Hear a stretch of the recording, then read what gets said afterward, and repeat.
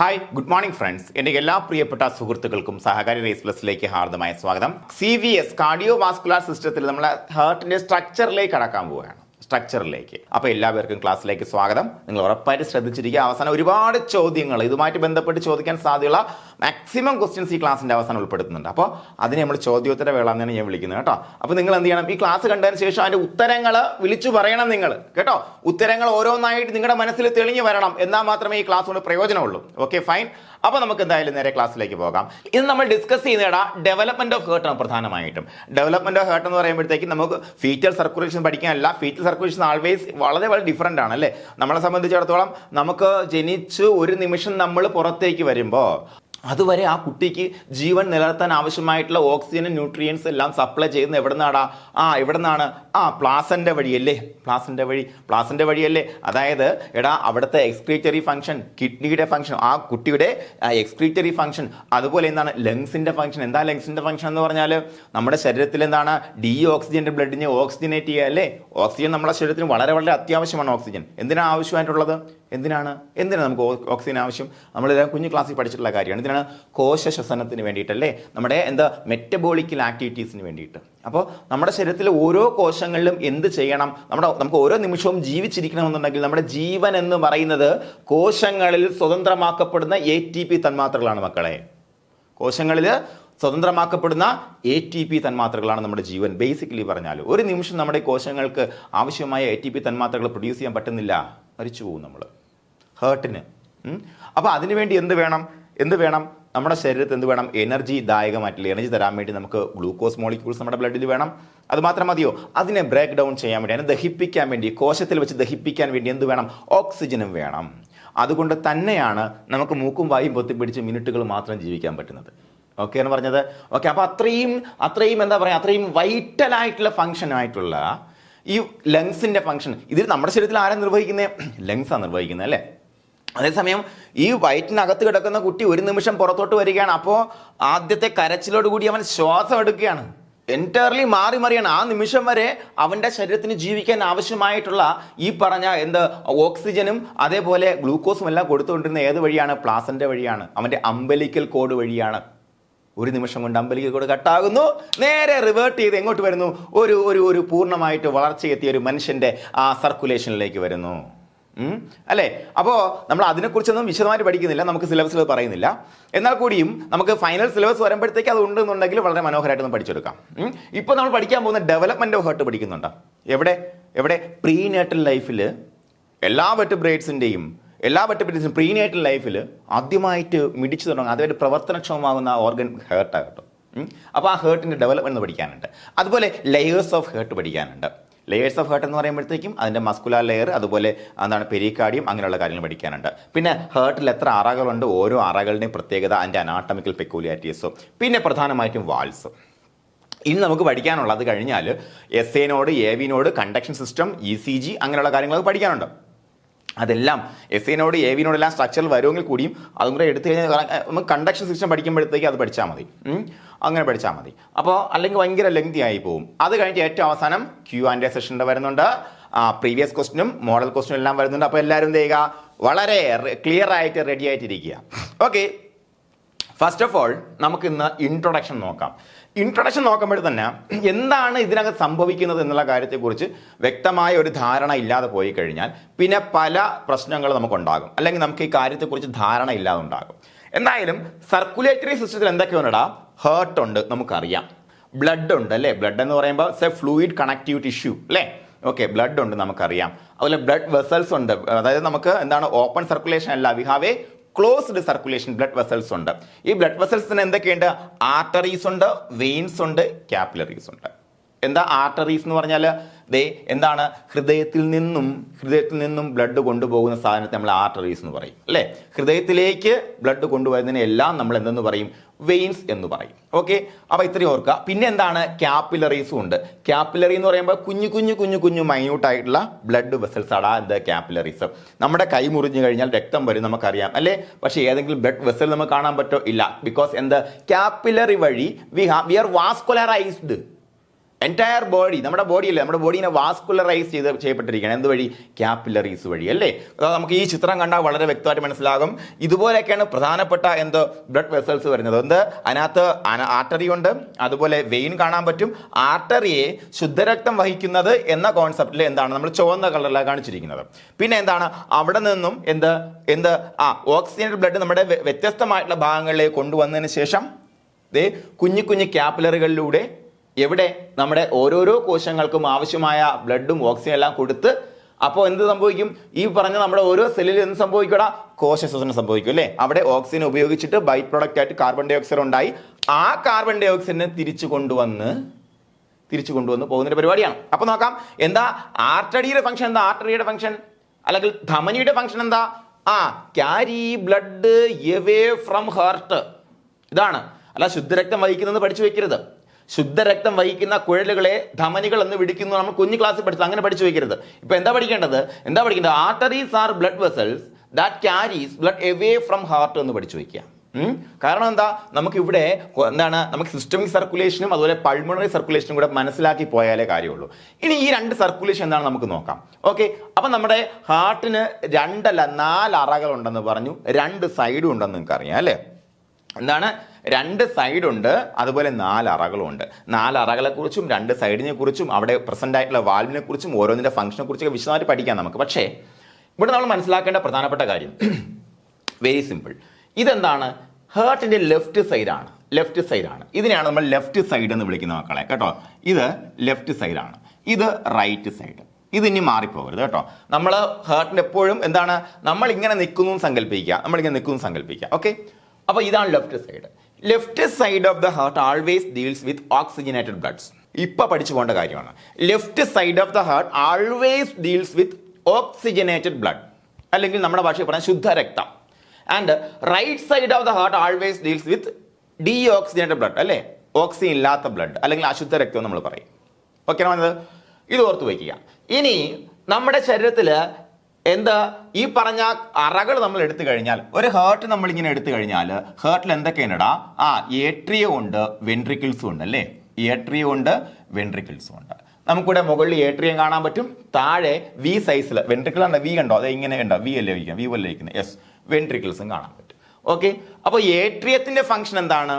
ഏട്രിയത്തിന്റെ function blood receive ചെയ്യുക from the incoming വരുന്ന കുഴലിൽ നിന്നും ബ്ലഡിനെ റിസീവ് ചെയ്യുക എന്നുള്ളതാണ്. അത് കഴിഞ്ഞിട്ട് വെൻട്രിക്കിളിന്റെ ഫംഗ്ഷൻ? ഏട്രിയത്തിന്റെ ഫംഗ്ഷൻ എന്താണ്? ബ്ലഡ് റിസീവ് ചെയ്യുക. വെൻട്രിക്കിളിന്റെ ഫംഗ്ഷൻ എന്ന് പറഞ്ഞാൽ ബ്ലഡ് പമ്പ് ചെയ്ത് എത്തിക്കേണ്ട സ്ഥലത്തേക്ക് എത്തിക്കുക. Okay, fine. ഇതാണ് ഇവിടുന്ന്. അപ്പോൾ ബ്ലഡ് ഇവിടെ റിസീവ് ആകും, നേരെ എങ്ങോട്ട് വരും? നമ്മുടെ വെൻട്രിക്കിളിലേക്ക് വരും. ഇവിടെ നിന്ന് പമ്പ് ചെയ്ത് ആവശ്യ സ്ഥലത്തേക്ക്, ഇവിടെ നിന്ന് പമ്പ് ചെയ്ത് ആവശ്യമുള്ള സ്ഥലത്തേക്കും പോകും. അപ്പോൾ ഇത് ഏതാടാ? ഇത് റൈറ്റ് സൈഡ് അല്ലേടാ മോനെ? ഇത് ലെഫ്റ്റ് സൈഡ്. അപ്പോൾ റൈറ്റ് സൈഡിൽ വന്നിറങ്ങുന്നത് നോക്കാം.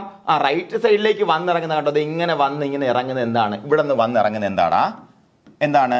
ഡീഓക്സിജനേറ്റഡ് ബ്ലഡ് ആണ്. ഓക്കെ, അപ്പൊ ഡീഓക്സിജനേറ്റഡ് ബ്ലഡ് റൈറ്റ് സൈഡിലുള്ള ഏട്രിയത്തിൽ വന്നിറങ്ങിയാൽ പിന്നെ അതിന് എന്ത് ചെയ്യണം? ഓക്സിജനേഷൻ നടക്കണമല്ലേ. തിരിച്ചു തന്നെ അതിനുള്ള കാർബൺ ഡൈ ഓക്സൈഡിനെ പുറന്തള്ളിയിട്ട് അതിലേക്ക് ഓക്സിജൻ വരണം, വേണ്ടേടാ? അതിന്റെ ഫംഗ്ഷൻ നിർവഹിക്കുന്ന ആരാണ്? എവിടെ വെച്ചാ നടക്കുന്നേ? ഇവിടെ വെച്ചാണ് ലങ്സിൽ വെച്ചാ നടക്കുന്നേ അല്ലേ. ഓക്കെ, അപ്പോൾ ഇത് 2 വെയിൻസ് ആണ് പ്രധാനമായിട്ടും ഈ പറഞ്ഞ നമ്മുടെ റൈറ്റ് ഏട്രിയത്തിലേക്ക് ബ്ലഡ് കൊണ്ടുവരുന്നത്. അധോമഹാസിരയും ഊർധ്വമഹാസിരയും, അങ്ങനെ 2 സിരകളുണ്ടെന്ന് മനസ്സിലാക്കി വെക്കാം. അപ്പോൾ അതിന്റെ പേരൊക്കെ നമുക്ക് ഇംഗ്ലീഷ് വേറെ പഠിക്കാം കേട്ടോ. ഓക്കെ, അപ്പോൾ ഈ 2 സാധനം ഈ ബ്ലഡിനെ കൊണ്ടുവന്നു. അത് കഴിഞ്ഞാൽ എന്ത് ചെയ്യണം? റൈറ്റ് വെൻട്രിക്കിള് ഇതിനെ പമ്പ് ചെയ്ത് എങ്ങോട്ട് വിടും? നമ്മുടെ ലങ്സിലേക്ക് വിടും. ഓക്കെയാണ് പറഞ്ഞത്? ഓക്കെയാണ്. അവിടെ വെച്ച് ഈ പറഞ്ഞ ഗ്യാഷ്യസ് എക്സ്ചേഞ്ച് നടക്കും. ഓക്കെ, ഗ്യാസിനെ എക്സ്ചേഞ്ച് ചെയ്യും. എങ്ങനെ? കാർബമൈനോ ഹീമോഗ്ലോബിൻ ആയിട്ട്. അതായത് നമ്മുടെ ഹീമോഗ്ലോബിനിൽ കാർബൺ ഡൈ ഓക്സൈഡ് അറ്റാച്ച് ചെയ്താണ് വിളിക്കുന്നത് കാർബമിനോ ഹീമോഗ്ലോബിൻ. കാർബോക്സി ഹീമോഗ്ലോബിൻ അല്ല, അങ്ങനെ കൺഫ്യൂഷൻ ആക്കരുത് കേട്ടോ. കാർബോക്സി ഹീമോഗ്ലോബിൻ വേറെ ഉണ്ട്, പറഞ്ഞുതരാം. കാർബമിനോ ഹീമോഗ്ലോബിനെ അവിടെ കൊണ്ടു ചെന്നതിന് ശേഷം എന്ത് ചെയ്യും? ലങ്സിലേക്ക് കാർബൺ ഡൈ ഓക്സൈഡിനെ കൊടുക്കുകയും അത് കഴിഞ്ഞിട്ട് നമ്മുടെ ഫ്രഷ് വലിച്ച എയറിലുള്ള ഓക്സിജനെ നേരെ എടുത്ത് തിരിച്ചു കൊണ്ടുവന്നു. അപ്പോൾ എന്താണ് ഇവിടെ നോക്കടാ, ഇവിടെ ഈ റൈറ്റ് വെൻട്രിക്കിൾ നിന്ന് ബ്ലഡ് പോകുന്നു. അത് വഹിക്കുന്നത് എന്താണ്? അശുദ്ധ രക്തമാണ് അല്ലേ. അശുദ്ധ രക്തമാണ്. ഇതാണ് ഞാൻ നേരത്തെ പറഞ്ഞത്. എന്താണ്? Blood that carries blood away from heart are all called arteries അല്ലേ? അപ്പോൾ എന്താണ്? ഇതൊരു ആർട്ടറിയാണ്. ഇതിന്റെ പേര് നിങ്ങൾ പഠിച്ചു വെക്കണം കേട്ടോ. Pulmonary artery. ഇത് നമ്മൾ നേരത്തെ പഠിച്ചിട്ടുണ്ട്, കുഞ്ഞുനാളെ പഠിച്ചിട്ടുള്ള കാര്യമാണ്. എന്നാലും ഇത് കൃത്യമായിട്ട് ഈ ചിത്രം ഓർക്കാതെ പോയി കഴിഞ്ഞാൽ കൺഫ്യൂഷൻ ആവും. അതാണ് പറയുന്നത്. പൾമണറി ആർട്ടറി നമ്മുടെ ശരീരത്തിൽ അശുദ്ധ രക്തം വഹിക്കുന്ന ഒരേ ഒരു ആർട്ടറിയാണ് പൾമണറി ആർട്ടറി. അല്ലെങ്കിൽ ഡീഓക്സിഡന്റ് ബ്ലഡ് കൊണ്ടുപോകുന്ന ഒരേ ഒരു ആർട്ടറിയാണ് ഇത് പൾമണറി ആർട്ടറി. പഴയ PSC ക്വസ്റ്റ്യൻ ആണ്. ഇനിയൊന്നും നമുക്കൊന്നും ചോദിക്കത്തില്ല, കാരണം ഇത് ബേസിക് ആയതുകൊണ്ട്. ഓക്കെ, അപ്പൊ എന്താണ്? പൾമണറി ആർട്ടറി കണ്ടില്ലേടാ? എവേ ഫ്രം ഹാർട്ട് അല്ലെ? ഹാർട്ടിൽ നിന്നും പൾമണറി ആർട്ടറി എവിടെ കൊണ്ടുപോയി? നമ്മുടെ ലങ്സിൽ കൊണ്ടുപോയി. അതിനുശേഷം അവിടെ വെച്ച് ഓക്സിജനേഷൻ നടന്നു അല്ലെ? ഓക്സിജനേഷൻ നടന്നതിന് ശേഷം നേരെ തിരിച്ചു കൊണ്ടുവരുന്നു, ഹാർട്ടിലേക്ക് കൊണ്ടുവരുന്നു. നമ്മൾ എന്ത് വിളിക്കും? വെയിൻ എന്ന് വിളിക്കും അല്ലെ? അപ്പൊ ഇതെന്താണ്? പൾമണറി വെയിൻ ആണ് മോനെ. മനസ്സിലായി പറഞ്ഞത്? Pulmonary vein. ഈ പൾമണറി വെയിനിൽ നിന്ന് വരുന്ന ബ്ലഡ് എന്താണ്? ശുദ്ധരക്തമാണ്, അല്ലെങ്കിൽ ഓക്സിജനേറ്റഡ് ബ്ലഡ് ആണ്. ഈ ഓക്സിജനേറ്റഡ് ബ്ലഡ് ആര് സ്വീകരിക്കുവാടാ? ആര് സ്വീകരിക്കും? ലെഫ്റ്റ് സൈഡ് എന്ന് പറയുമ്പോൾ ഓൾവേസ് ഡീൽസ് എന്താണ്? പ്യുവർ ബ്ലഡ് അല്ലേ? Pure blood. അപ്പൊ എന്താണ്? ലെഫ്റ്റ് സൈഡിലെ ഏട്രിയം ഇതിനെ സ്വീകരിക്കും. അത് കഴിഞ്ഞിട്ട് എന്ത് സംഭവിക്കും? എങ്ങോട്ട്? ലെഫ്റ്റ് വെൻട്രിക്കിളിലോട്ട് അതിനെ കൈമാറും. അതിനുശേഷം എന്ത് സംഭവിക്കൂടാ? പമ്പ് ചെയ്ത് നമുക്ക് ഇങ്ങനെ തരും അല്ലേ? ദേ ഇവിടെ നിന്ന് പമ്പ് ചെയ്ത് അയോർട്ട വഴി, അതാണ് അയോർട്ട, മഹാധമനി എന്ന് പറയും മലയാളത്തിൽ. അയോർട്ട വഴി ദേ ഇങ്ങനെ കൊണ്ടുവന്നിട്ട് നമ്മുടെ ശരീരത്തിന് ഫുള്ള് തരും. അവിടെ വെച്ച് അതിനകത്തുള്ള ഓക്സിജൻ നമ്മൾ യൂട്ടിലൈസ് ചെയ്യും. ഇവിടെ ഓരോ ഈച്ച് ആൻഡ് എവരി മൈന്യൂട്ട് സെക്കൻഡിൽ നടന്നുകൊണ്ടിരിക്കുന്ന കാര്യം കണ്ടോ?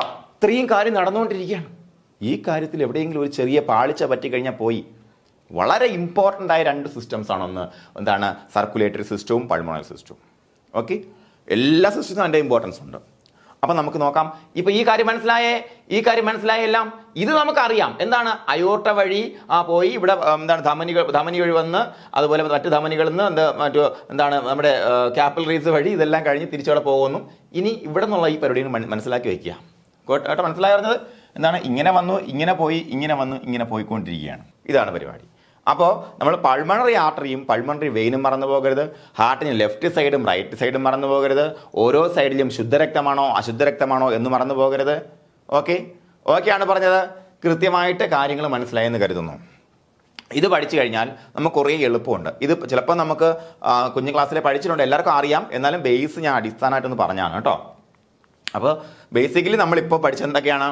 പൾമണറി സർക്കുലേഷനും അതുപോലെ സിസ്റ്റമിക് സർക്കുലേഷനെ കുറിച്ചുള്ള അടിസ്ഥാനമാണ് പഠിച്ചത്. ഇനി നമുക്ക് ഇതിനെക്കുറിച്ച് പറയുമ്പോൾ കുറച്ച് ബേസിക്സ് നമ്മൾ മനസ്സിലാക്കി പോകണം. Heart is A 4-chambered hollow muscular organ approximately the size of A fist. നമ്മുടെ ഒരു കൈമുഷ്ടിയുടെ സൈസാണ് ഏകദേശം നമ്മുടെ ഹാർട്ടിന് ഉണ്ടാവുക അല്ലെ?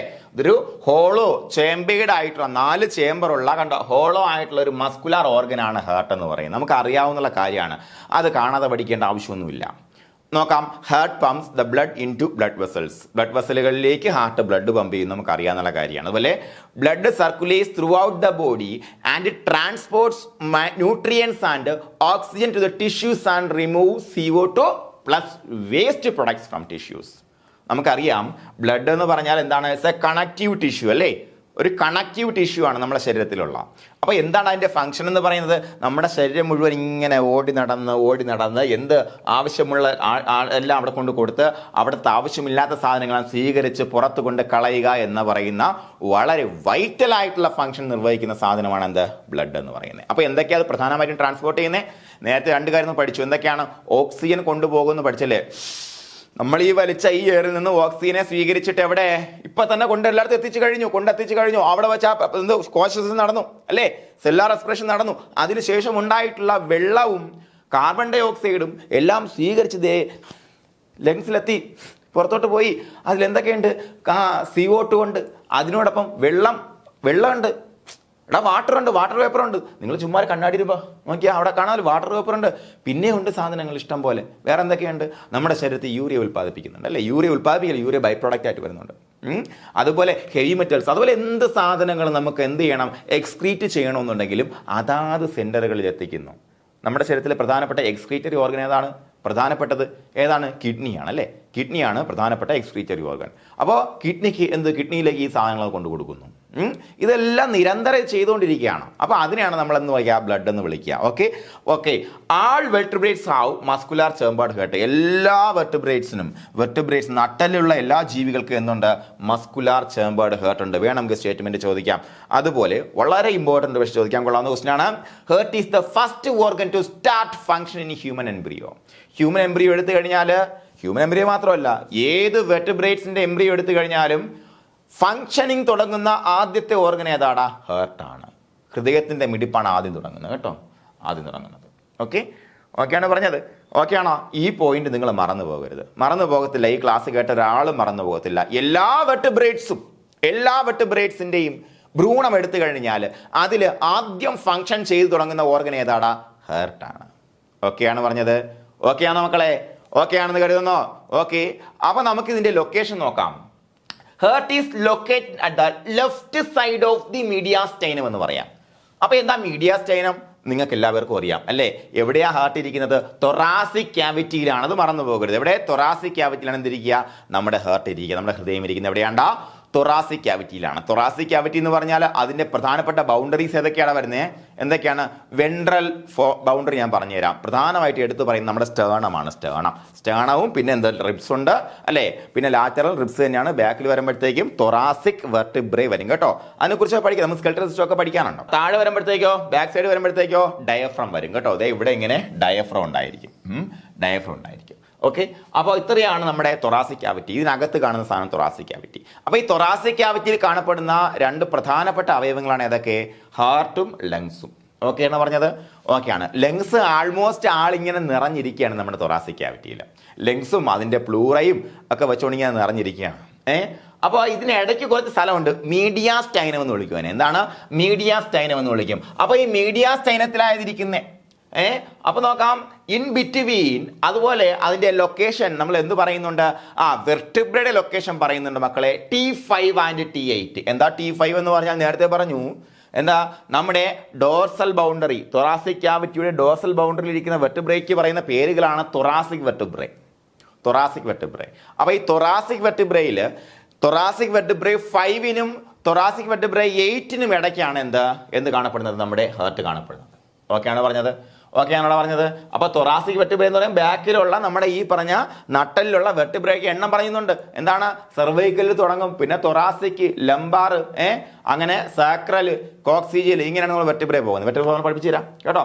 അതിന്റെ സമയം പറഞ്ഞുതരാം. കാരണം എന്ന് പറയുമ്പോൾ സ്കെൽറ്റൽ സിസ്റ്റം 206 ബോൺസും നമുക്ക് വ്യക്തമായിട്ട് പഠിക്കാനുണ്ട്. എന്തൊക്കെ പഠിക്കാം? അതുപോലെ ബോൺ ഫോമിംഗ് സെൽസ്, ഈ കാര്യങ്ങളൊക്കെ കഴിഞ്ഞ പ്രാവശ്യം ക്വസ്റ്റ്യൻസ് വന്നിരിക്കുന്നത്. അപ്പൊ നോക്കാടാ, എന്താണ്? ഹേർട്ടിന്റെ ലൊക്കേഷൻ പഠിച്ചു. നമ്മൾ എവിടെയാണെന്നുള്ള കാര്യം പഠിച്ചു. എവിടെയാണ്? Left side of the mediastinum. Mediastinum എന്ന് പറയുമ്പോൾ ഇറ്റ്സ് ആൾവേസ് ഏകദേശം സെന്റർ ആണ്. അതിൽ നിന്ന് കുറച്ച് ലെഫ്റ്റിലോട്ട് മാറിയാണ് എന്തിരിക്കുക? ഹാർട്ട് ഇരിക്കുക. ലെഫ്റ്റ് സൈഡിൽ നിന്ന് ഒരുപാട് അങ്ങോട്ട് നീങ്ങി പോയിട്ടില്ല. അതാ ഇവിടെ കണ്ടാൽ അറിയാം.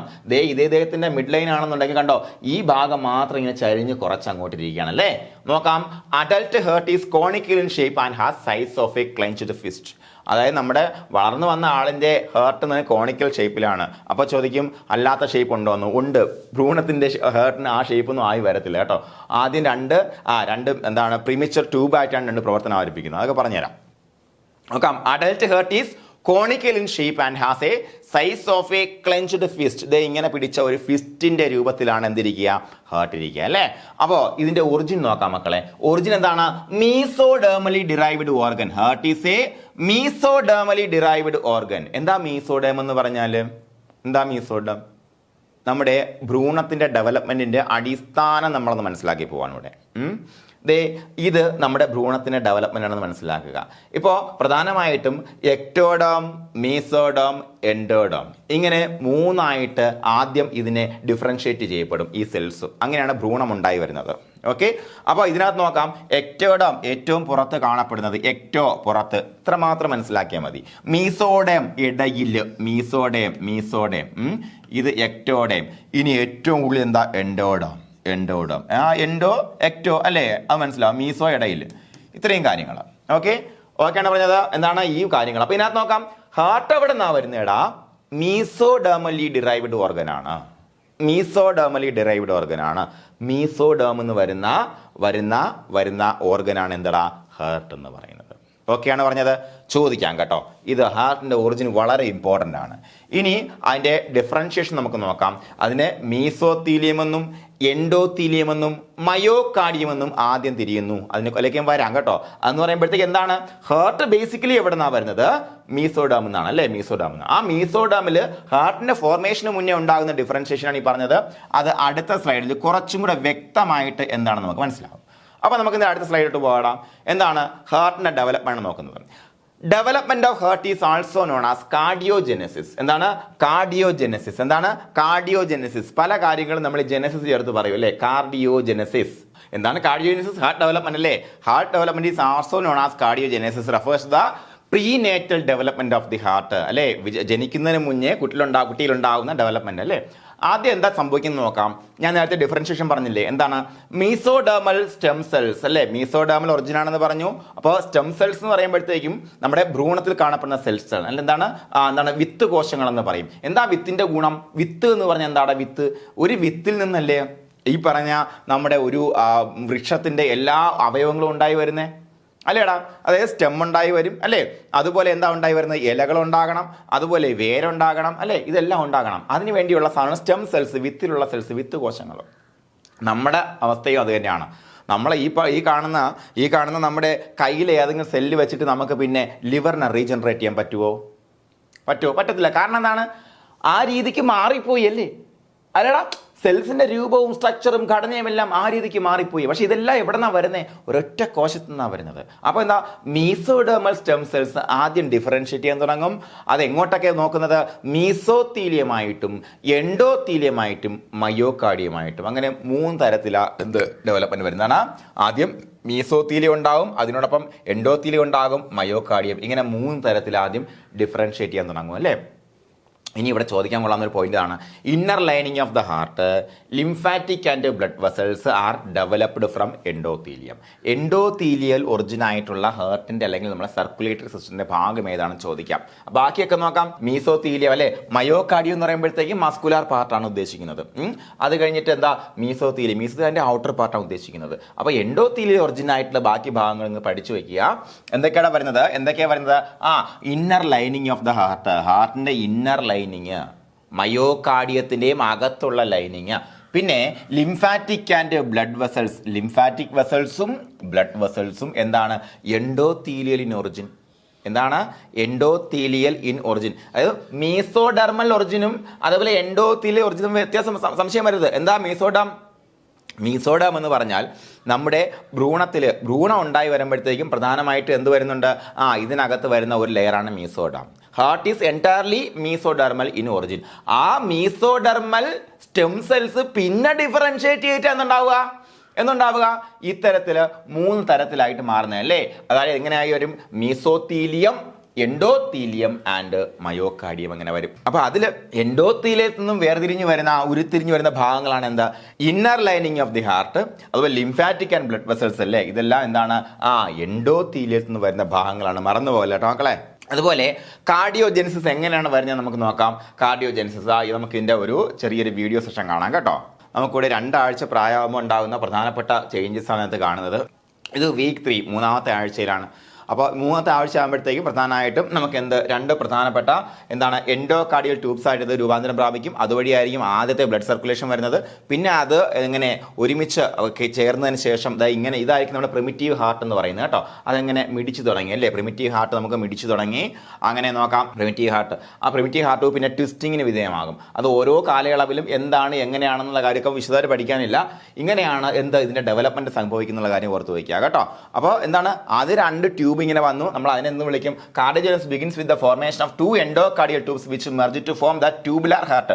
അതിനെ ആ ട്യൂബുലാർ ഹാർട്ടിനെ നമ്മൾ എന്ന് വിളിക്കാം പ്രിമിറ്റീവ് ഹാർട്ട് എന്ന്. 2 പേരുണ്ട്. ട്യൂബുലാർ ഹാർട്ടിനെ നമ്മൾ എന്ന് വിളിക്കും? പ്രിമിറ്റീവ് ഹാർട്ട് എന്ന് വിളിക്കും. The heart is the first functional organ അല്ലേ? ആദ്യത്തെ ഫങ്ഷണൽ ഓർഗൻ ഒരു ജീവിയെ സംബന്ധിച്ചിടത്തോളം അതിന്റെ ആദ്യത്തെ ഫങ്ഷണൽ ഓർഗൻ ഏതാണ്? നമ്മുടെ ഹാർട്ടാണ് മിടിച്ചു തുടങ്ങുക അല്ലേ? നമുക്കിനി ഇതിന്റെ വെയിറ്റും ആൻഡ് സപ്ലൈസ് എന്തൊക്കെയാണെന്ന് നോക്കാം. വെയിറ്റ് എന്ന് പറയുമ്പോഴത്തേക്കും അപ്രോക്സിമേറ്റ്ലി 250 ഗ്രാം ആണ് എന്തിൽ വരിക? ഫീമെയിൽസ് വരിക കേട്ടോ. 251 ആയതുകൊണ്ട് ആരും കുറ്റമൊന്നും പറയത്തില്ല കേട്ടോ. ആവറേജാ പറയുന്നത്. അതിന്റെ ചോദിക്കാൻ സാധ്യത കുറവാണ്. ഇത് ആവറേജ് ആണ്. കാരണം വലിയൊരു മനുഷ്യരെ സംബന്ധിച്ചും വലിയ ഹാർട്ടായിരിക്കും, സംശയമൊന്നുമില്ല കാര്യത്തിൽ. അതുപോലെ മെയിൽസിൽ ആവറേജ് 300 ഗ്രാം ആണ് കേട്ടോ. ഇത് നിങ്ങൾ ഓർത്ത് വയ്ക്കുക. Wait is about 0.43% of total body wait. ഒരു ആവറേജ് എടുത്തു കഴിഞ്ഞാൽ അത് നമുക്ക് എക്സാക്റ്റ് പറയാൻ പറ്റത്തില്ല. എന്താ കാര്യം എന്ന് പറഞ്ഞാൽ എന്താ കാര്യം, നമ്മളെ സംബന്ധിച്ച് നമുക്ക് ഇന്ന് 100 കിലോ ആണെന്നാൽ ചിലപ്പോൾ നാളെ 60 കിലോ ആയിരിക്കും. അതിനനുസരിച്ച് ഹാർട്ടിൻ്റെ വെയിറ്റ് കുറയോ ഇല്ല കേട്ടോ. നമുക്ക് ഞാൻ പറഞ്ഞു തന്നത് നമ്മുടെ പക്കാ ബോഡി വെയിറ്റ് എടുത്തു കഴിഞ്ഞാൽ അത് ഒരുപാട് ഫാറ്റൊന്നും ഇല്ലാത്ത ഒരാളിനെ സംബന്ധിച്ച്, നല്ല വെൽ ബിൽറ്റ് ആയ ഒരാളെ സംബന്ധിച്ച് എടുക്കുകയാണെന്നുണ്ടെങ്കിൽ അബൌട്ട് 0.43% ആയിരിക്കും അതിൻ്റെ വെയിറ്റ് എന്ന് പറയുന്നത്. ഓക്കെയാണ്, മനസ്സിലായി പറഞ്ഞത്? അപ്പോൾ അതായത് നമുക്കൊരു 20 പോട്ടെ 30, 40, 50, 60 കിലോഗ്രാം ഉള്ള ഒരാളെ സംബന്ധിച്ചിടത്തോളം എത്ര ഉണ്ടാവും? അതിൻ്റെ 10% എന്ന് പറയുമ്പോഴത്തേക്കും 600 ഗ്രാമാണ് അല്ലേ. 60 കിലോയുടെ 10% 600 ഗ്രാമാണ്. 1% എന്ന് പറയുമ്പോൾ എത്ര 1% 600 ഗ്രാം അല്ലേ. അപ്പോൾ അങ്ങനെ കൂട്ടിയാൽ മതി. 0.43% of the total body weight. ഇനി സപ്ലൈസ് നോക്കി വെക്കണം മക്കളെ. ബ്ലഡ് സപ്ലൈ നമുക്ക് എല്ലാവർക്കും അറിയാൻ കേട്ടിട്ടുണ്ട്, കൊറോണറി ആർട്ടറി വഴിയാണ്. കൊറോണറി ആർട്ടറി ബൈപ്പാസ് ഗ്രാഫ്റ്റ് കേട്ടിട്ടുണ്ടോ? പഠിച്ചിട്ടില്ലേ നിങ്ങൾ? Coronary artery bypass graft. Coronary ആർട്ടറിയിൽ ബ്ലോക്ക് വരുമ്പോഴത്തേക്ക് എന്ത് സംഭവിക്കും? നമ്മൾ വേറൊരു വഴി വെട്ടിയിട്ട് കാലിന്നൊരു വെയിൻ എന്ത് ചെയ്ത് എടുത്തിട്ട് അങ്ങോട്ട് വെച്ച് കൊടുക്കും അല്ലേ. അതിന് കൊറോണറി ആർട്ടറി ബൈപ്പാസ് ഗ്രാഫ്റ്റ്. അപ്പോൾ കൊറോണറി ആർട്ടറി ആണ് എന്താ, നമ്മുടെ ഹാർട്ടിന് ആവശ്യമായ ബ്ലഡ് കൊടുക്കുന്നത്. ഹാർട്ടിൽ ബ്ലഡ് ഉണ്ട്, ഹാർട്ട് എല്ലാവർക്കും ബ്ലഡ് കൊടുക്കുന്നുണ്ട്. ഹാർട്ടിനും ബ്ലഡ് കൊടുക്കണ്ടേ? ഹാർട്ടിന് പ്രവർത്തിക്കാൻ ബ്ലഡ് വേണ്ടടാ, ഓക്സിജൻ വേണ്ടേ? വേണം. അപ്പോൾ അതിന് കൊടുക്കുന്ന ആരാണ്? കൊറോണറി ആർട്ടറിയാണ്. അതുപോലെ നെർവ് സപ്ലൈ നോക്കാം, വാഗസ് നെർവ്. ഇത് മറന്നുപോലെ കേട്ടോ, ഈ 2 പോലും മറന്നുപോലെ. ചുമ്മാ ക്വസ്റ്റ്യൻ ആണ്, ചുമ്മാ ചോദിക്കാം. ചുമ്മാ കുഴപ്പമില്ല, ഇതൊക്കെ ഒന്ന് വായിച്ചിട്ട് പോകണോ എഴുതിക്കോട്ടെ എന്ന് വിചാരിച്ച് ചോദിക്കും. ചുമ്മാ ക്വസ്റ്റ്യൻ ആണിത്, വാഗസ് നെർവ്. ഞാൻ ക്വസ്റ്റ്യൻസിന് 2 തരത്തിലായി തിരിക്കുന്നത്. ഒന്ന് ചുമ്മാ ക്വസ്റ്റ്യനും ഒന്ന് സീരിയസ് ക്വസ്റ്റ്യനും. ഈ സീരിയസ് ക്വസ്റ്റിനെ കുറിച്ച് നമ്മൾ കൂടുതൽ പഠിക്കുന്നത്. അപ്പോൾ ചുമ്മാ ക്വസ്റ്റ്യൻ എന്ന് പറയുമ്പോഴത്തേക്കും കഴിഞ്ഞ പ്രാവശ്യമൊക്കെ ചോദിച്ച ചുമ്മാ ക്വസ്റ്റ്യനാണ്. ഇതിനെക്കുറിച്ചൊന്ന് വായിച്ച് അറിവുള്ളവനൊക്കെ എഴുതിക്കോട്ടെന്ന് വെച്ചിട്ടാണ് ചുമ്മാ ക്വസ്റ്റ്യൻ ചോദിക്കുന്നത്. ഒരു 60% ചുമ്മാ ക്വസ്റ്റ്യൻ ആയിരിക്കും PSC ചോദിക്കുന്നത്. വായിച്ചിട്ട് ഒരു നല്ല നോളജ് ഉള്ള ഒരാൾക്ക്, അത്യാവശ്യം അറിയാവുന്ന ഒരാൾക്ക് എഴുതാൻ പറ്റുന്ന ക്വസ്റ്റ്യനാണ്. അത് കഴിഞ്ഞ് നെക്സ്റ്റ് ലെവലിലേക്ക് വരുന്ന ക്വസ്റ്റ്യൻസ് നമുക്ക് അഡ്രസ് ചെയ്യാൻ പറ്റിയാൽ മാത്രമേ നമുക്ക് റാങ്ക് മേക്കിംഗ് ആയിട്ട് 1ാം റാങ്കിലേക്ക് നമുക്ക് എത്താൻ പറ്റത്തുള്ളൂ. ഓക്കെ, അപ്പോൾ നിങ്ങൾ എന്ത് ചെയ്യണം? തരുന്ന ഓരോ പോയിന്റും വ്യക്തമായിട്ട് എന്താണ് കഥയെന്ന് മനസ്സിലാക്കി പഠിക്കണം. ഓക്കെ, അപ്പോൾ സപ്ലൈ എന്തൊക്കെയാണ്? കൊറോണറി ആർട്ടറിയും അതേപോലെ വാഗസ് നെർവാണ് അല്ലേ. നെർവ് സപ്ലൈ എന്ന് വാഗസ് നെർവിനാണ് സപ്ലൈ വരുന്നത് അല്ലേ അവിടെ. ഓക്കെയാണ് പറഞ്ഞത്. ഓക്കെയാണ്. ഞാൻ ഓരോ മാർക്കും നിങ്ങൾ ഓരോ ക്ലാസ്സുകളും കണ്ടതിന് ശേഷം നിങ്ങൾ അതിൽ നേടാവുന്ന ഓരോ മാർക്കുകളുമാണ് നിങ്ങളെ 1ാം റാങ്കിലേക്ക് എത്തിക്കാൻ വേണ്ടി നിങ്ങളെ പ്രാപ്തരാക്കുന്നത്. അപ്പോൾ അതിന് വേണ്ടിയിട്ട് എന്ത് ചെയ്യുക? അശ്രാന്ത പരിശ്രമം ചെയ്യുക. Thank you.